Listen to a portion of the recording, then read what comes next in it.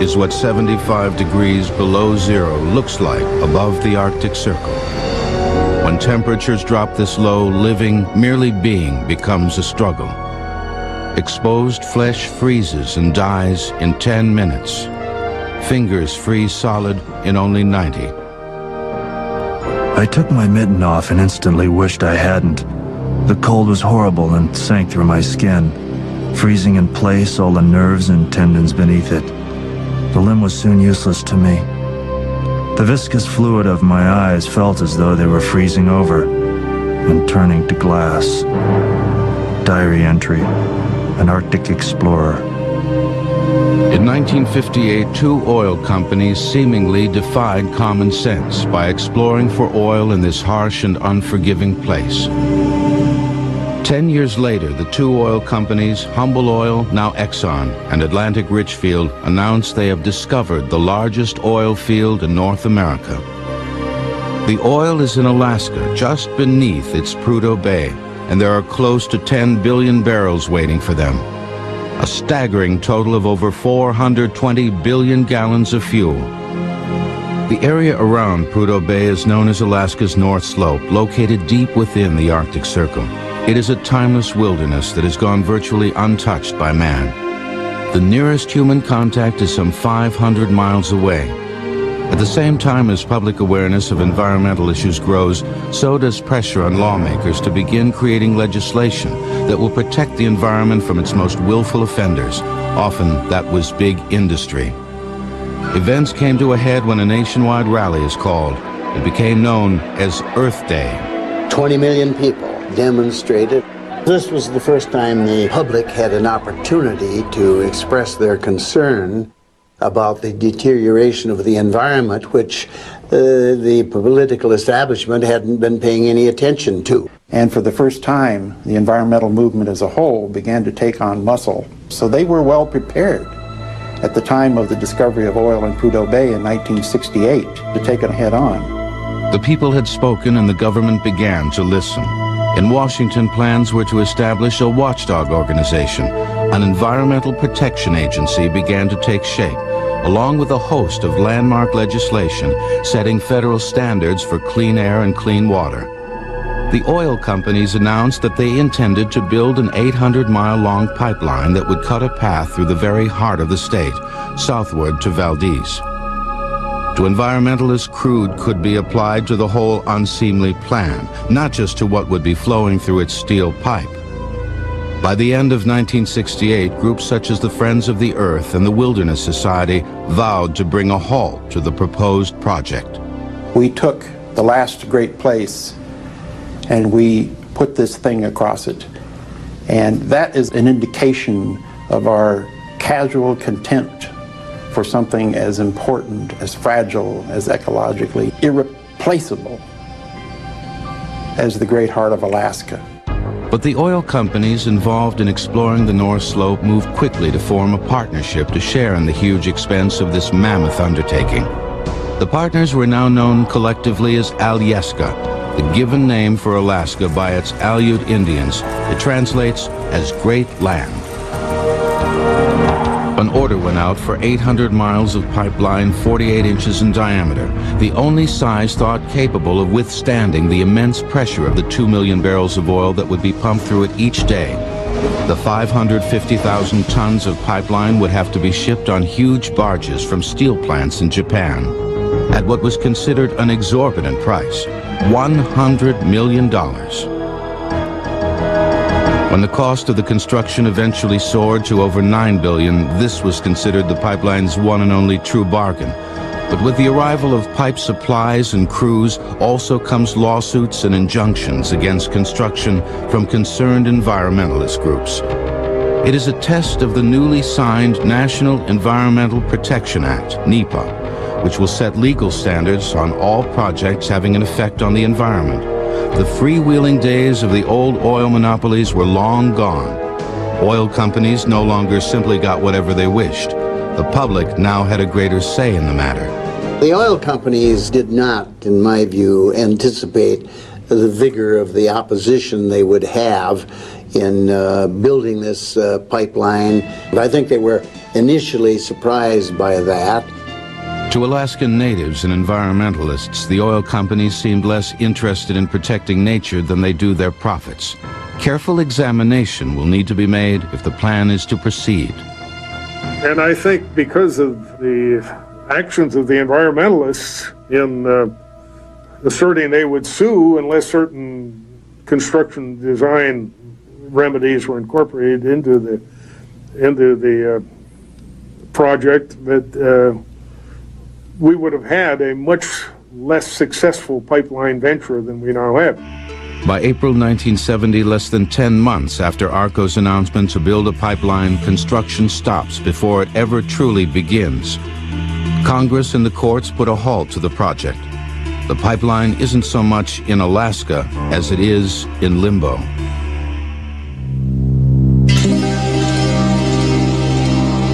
Alaska is a larger-than-life place that has always attracted dreamers and hard-souled men of action, all scheming to make fortunes off its generous lands. The Russians had practiced this philosophy long before America did. During the late 1700s, Alaska was a part of Russia and served as her base for the booming fur trade, the richest enterprise in the world. A single sea otter skin could equal 3 times the average Russian's yearly income. By 1866, Russia was in near financial ruin due to her military humiliation at the hands of Francis Napoleon III in the Crimean War. Russia needed money, badly. Knowing this, American Secretary of State William Seward began urging President Andrew Johnson to purchase Alaska as a source of great natural wealth for the growing young republic. The price was a steal, $7 million. Broken down, it worked out to 2 cents an acre. The smart thinkers of the day thought it was too much. Seward was labeled an idiot in the newspapers. They called the treaty Seward's Folly. Seward prevailed and finally convinced Congress to purchase Alaska. By the turn of the century, money was flowing back to the rest of America in the form of whaling, timber, and the Alaska Gold Rush.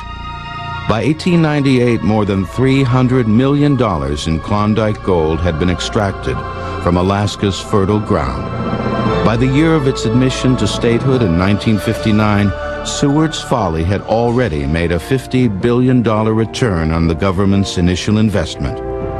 In another 10 years, that figure would double itself, not in gold, but in black gold. It wasn't politicians in Washington or engineers in Anchorage that changed the fate of the Alaskan pipeline. It was the actions taken by a small group of Middle Eastern oil sheiks from OPEC, the Organization of Oil Exporting Countries.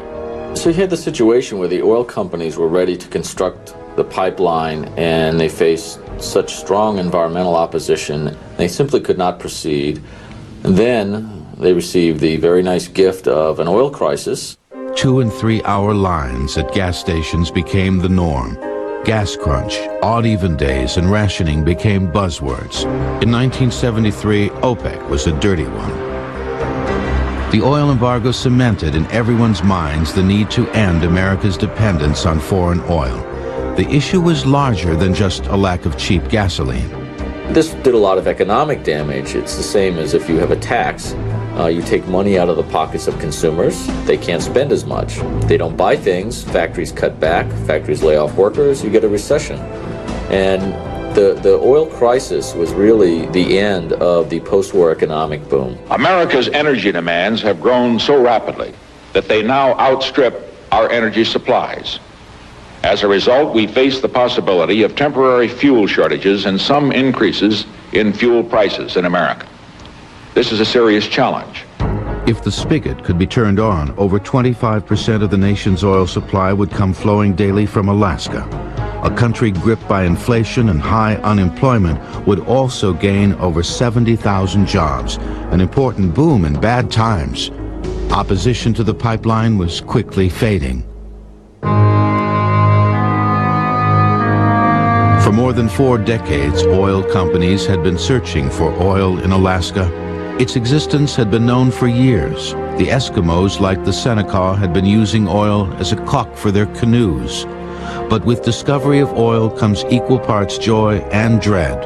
oil is many times a mixed blessing. They've known about oil in Alaska since the 1920s. There were wells punched, I think, in 1922, and you can see evidence of that still. Some of the old trails and drilling devices are still in place. Exploring for oil had never been a cheap endeavor.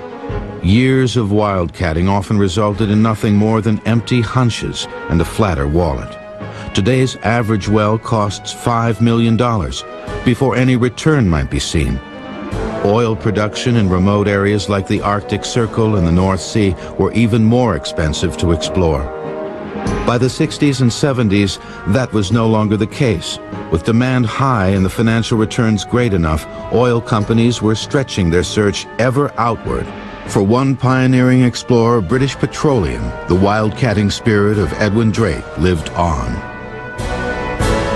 BP had been the sole company looking for oil along Alaska's Arctic coastline, and since 1958, British Petroleum had acquired leases on hundreds of thousands of state-owned acres around the North Slope. For 10 long years, every well that had been dug had come up dry, and by 1968 they had pulled up stakes and abandoned any hope of hitting oil. Nearby, Arco's luck was better. Using a derrick that British Petroleum had left behind, Arco hit oil. BP's Alaska hunch was right. They had just been drilling in the wrong places. British Petroleum came back to the slope in a hurry. They still owned a number of leases, and when the discovery was made, Arco and them volunteered to acquire those leases, and BP says, no, I think we'll put one more hole down. And of course they hit as well in the Prudhoe Bay area. An oil fever was raging now. The remaining state lands in Prudhoe Bay were to be sold at auction. Total amount of bid, $3,546,292. The same land that had gone for only $12 an acre a year earlier was now fetching well over $2,000. When the auctioning was complete, Alaska's treasury had grown wealthier by more than $900 million.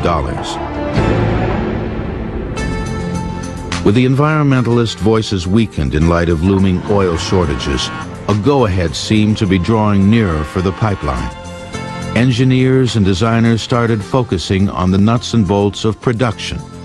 And while a pipeline may have been the favorite plan of the oil companies, they agreed to look at alternate routes due to the pressure of concerned environmentalists. The Teamsters wanted to have a big 4-lane highway up there that they could haul it by truck.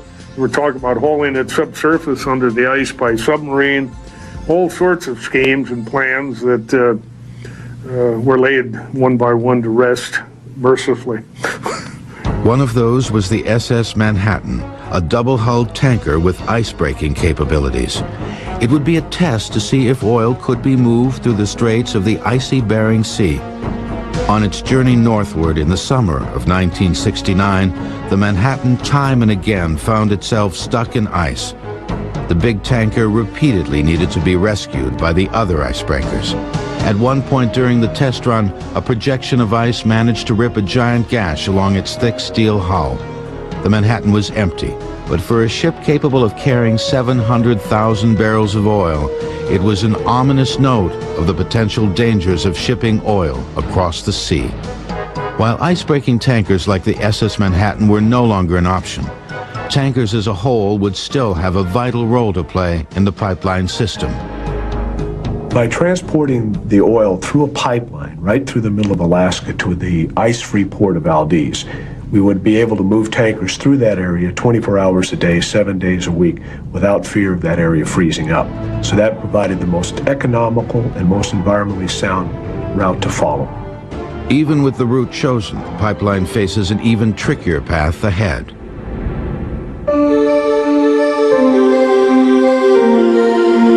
Thousands of lawsuits and environmentalists' court challenges threaten to undermine the project at any step of the way. Unless they are settled, pipeline construction simply cannot move forward. Among them are lawsuits brought by Alaska's 200 Indian tribes. The native claims seek legal assurance that reimbursements will be made for the pipeline's right-of-way through Indian territory. The fate of the pipeline comes down to one final vote in the Senate. It is the project's last chance for survival. One radical sweeping bill can clear-cut the way for the pipeline. The vote was tied at 48-48, and Vice President Spiro Agnew cast the vote in favor of the Gravel Amendment to cut off further lawsuits.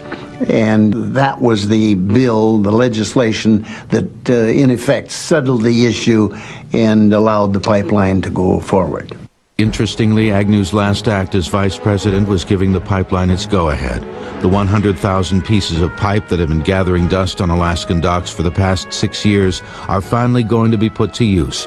The work stoppage is over. The Trans-Alaska Pipeline is about to be officially underway. And now that the legal obstacles have been overcome, it is time to overcome building on a land known for its devastating earthquakes. The Alaskan Pipeline was an original. There had been nothing like it before. More than 3 million tons of machinery and supplies had to be delivered north. Most of it was shipped during the summer months on giant sea barges to take advantage of the reduced risk of dangerous ice flows. And that included crew quarters, all prefabricated in the lower 48. After being tugged into Prudhoe Bay, they would be towed off, moved into place, and welded together. Building in the harsh Arctic environment would test engineers' technical know-how at every turn, beginning with nature that wasn't going to turn over its bounty without a fight.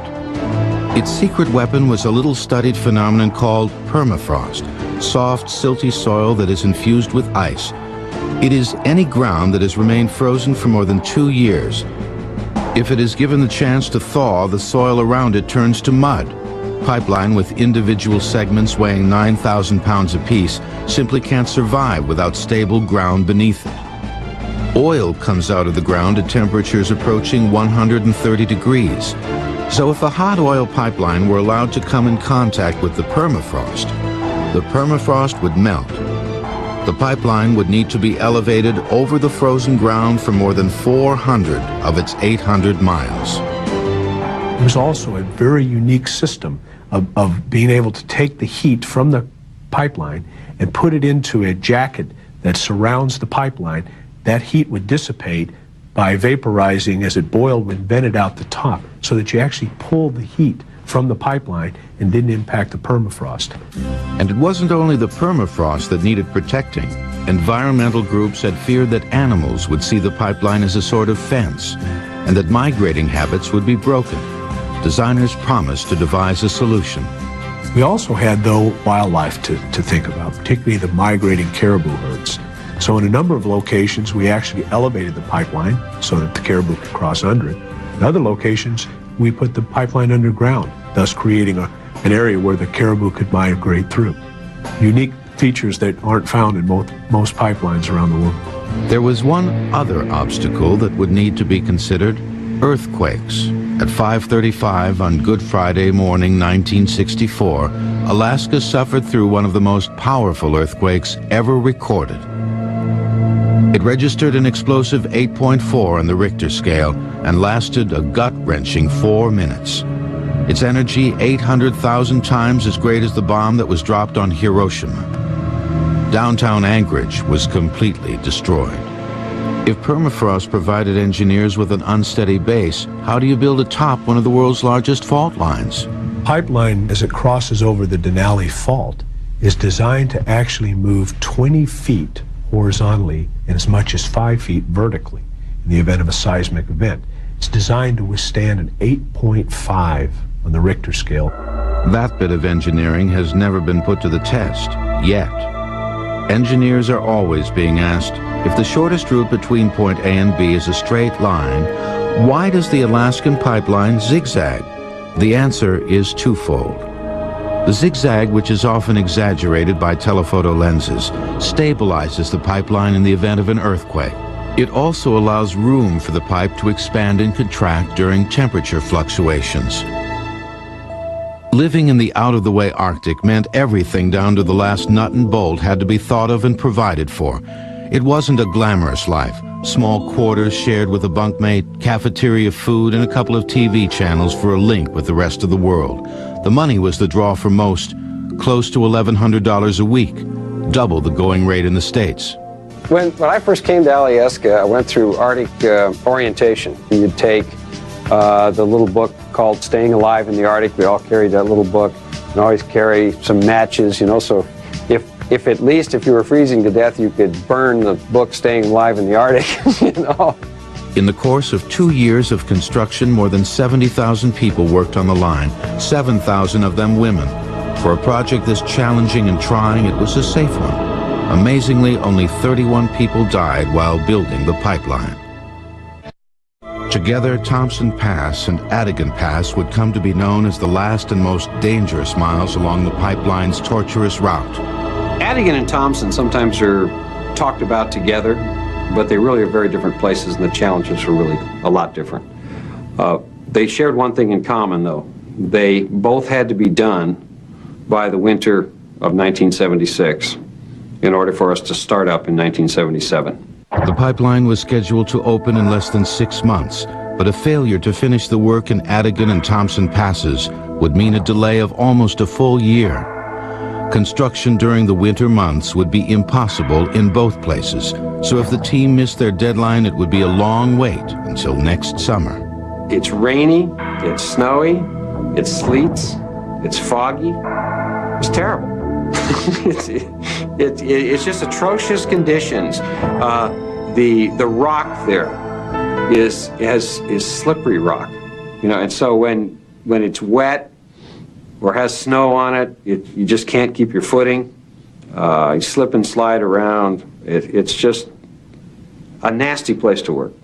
Adigan Pass is located near the start of the line, deep within the Arctic Circle. It is a treacherous land. Avalanches occur here during the winter on a regular basis. At 4,000 feet, it would be the highest point that the pipeline must climb to.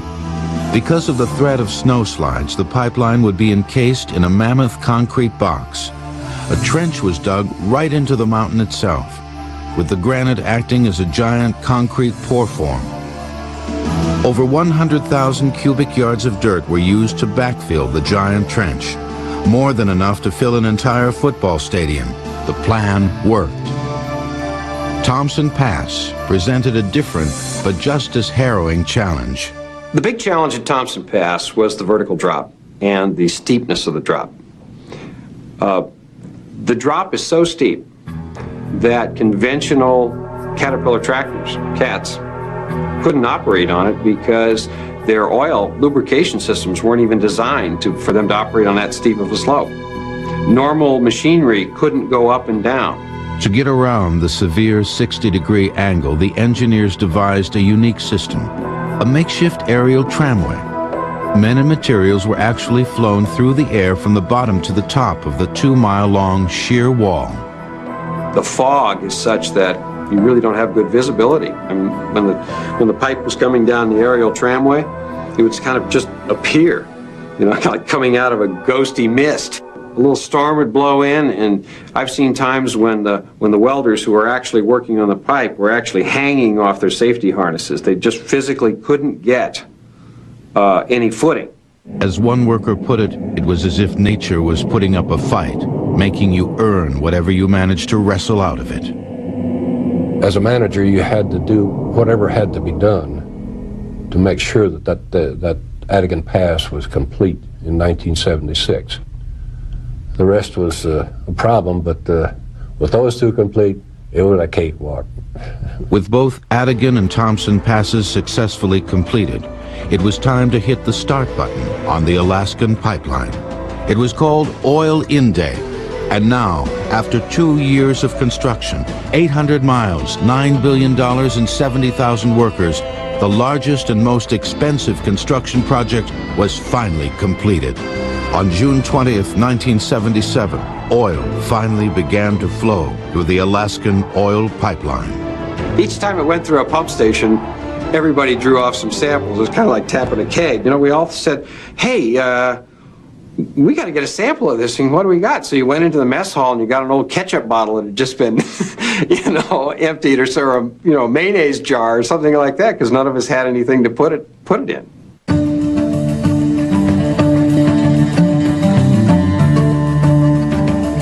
Alaskan crude begins its 800-mile journey here at pump station number 1, located on the edge of the Prudhoe Bay oil field. And this is where the pipeline emerges for the first time from the ground to start its trek to Valdez. There isn't just one well site, there are literally 1,000. Several smaller feeder lines bring their supply of crude to the pump station, where they join together to become the Alaskan Oil Pipeline. Thanks to more advanced drilling techniques, a wellhead today is no bigger than a typical tool shed. Gone are the days of boomtown clutter, and because of horizontal drilling techniques, a well's footprint is significantly smaller. Several wells can be drilled from a single spot, covering thousands of acres below. A metering system has been installed here to correctly calculate how much oil is being brought into the pipeline. If you're a producing oil company, it's critical to know exactly how much you're putting in one end, because you get paid for what comes out the other. At its peak of production, the pipeline was designed to send over 2 million barrels, or 84 million gallons of oil down the pipeline every single day. 2 giant Rolls-Royce turbo engines, the same as used on jumbo jets, are capable of pushing over 40,000 gallons of crude oil per minute. The crude travels between 2 to 4 miles per hour and takes almost 5 days to reach Valdez at the end of the line. The pump stations are also where pigs are placed into the pipe and sent floating downstream. Not the barnyard variety, but the super sophisticated type. No one remembers exactly how they got their name, though it might be because the old ones used to be made of leather and were said to squeal as they flowed down the pipe. Now pigs do more than just scrub and clean the inside walls of the pipeline. Today's pigs are used to help crews in preventative maintenance, looking for small abnormalities in the pipe system before they can turn into bigger problems. The final stop for the oil is at the Marine Terminal in Valdez, the northernmost ice-free seaport located at the top of the Prince William Sound. Drawing from one of its 18 giant holding tanks, each containing more than 500,000 barrels of crude, 180,000 barrels of oil flow through this terminus every single hour, 24 hours a day, 7 days a week, and with 4 docks located in Valdez, up to 4 supersized super tankers could be entirely pumped full of fuel each day. The last critical component of the system are the super tankers themselves. These floating giants are responsible for delivering Alaskan oil to the rest of the lower 48. Today's oil tankers are the largest man-made objects to freely travel the surface of the earth. Now, the biggest one that calls on Valdez is 265,000 deadweight tons.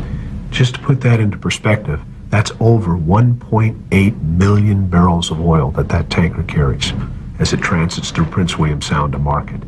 Tankers are not a new phenomenon. They've been used since the late 1800s, and as the oil industry grew, so did they. Some of today's super tankers are over 1,500 feet long and 200 feet wide, the equivalent of over 5 football fields in length. It is a very efficient way of moving oil long distances. It's much more economic than pipelines. The biggest problems that we've had in the United States, actually, with oil spills have been more from tankers having problems than we've had from pipelines.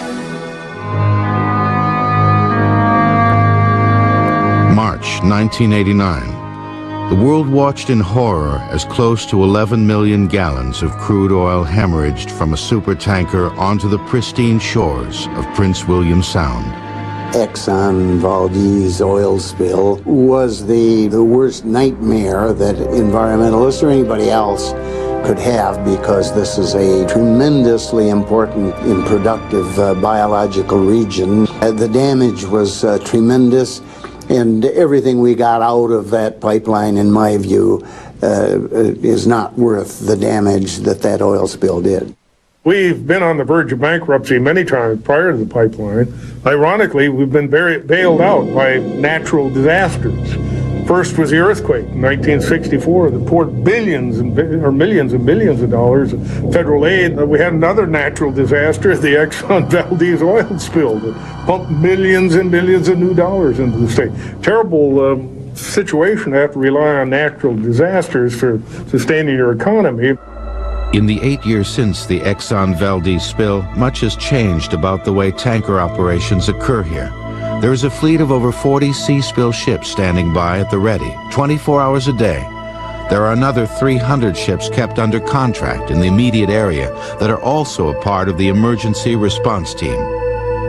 Ships of every size and function, from recovery vessels capable of sucking up more than 2,000 barrels of oil in an hour, to skimmers, tugs, and emergency response boats, ready to deploy hundreds of thousands of feet of containment booms in minutes. Unlike procedures in 1989, 2 tugboats are now assigned to every incoming and outgoing tanker during their 70-mile transit. Traffic lanes have also been designated and are carefully watched by guidance and control room operators. The people who operate the Trans-Alaska Pipeline took the Exxon Valdez spill very seriously, and that spill just kind of shook our organization and our pride to its very core. And we feel we're in a position to respond if something like that would happen again, but more importantly, that we can prevent something like that from ever happening again. At current projections, today's pipeline is due to be shut down sometime in the next 20 years, once its 10 billion barrels of oil have been completely drained. That's close to a 40-year run as America's premier supplier of oil. In September 1996, another oil field was discovered alongside Prudhoe Bay. This one possibly equaling the oil deposit that the Alaskan Pipeline draws its oil from. If the government approves of further drilling on the North Slope, oil could continue flowing from pipeline add-ons well into the new millennium. Conservative estimates set the value of the new find at more than $350 billion. But as in the past, environmentalists question the need to go into one of the world's last, most pristine environments. Known as ANWR, the Arctic National Wildlife Refuge, it is 19 million federally protected acres of land. Is there no point at which we will not stop and say, wait a minute, this place cannot be damaged. This place is too important. If we don't hold ourselves back here, where will we? We might as well start drilling in Yosemite, because no place is sacred, and it's pointless. It's stupid, and we shouldn't do it.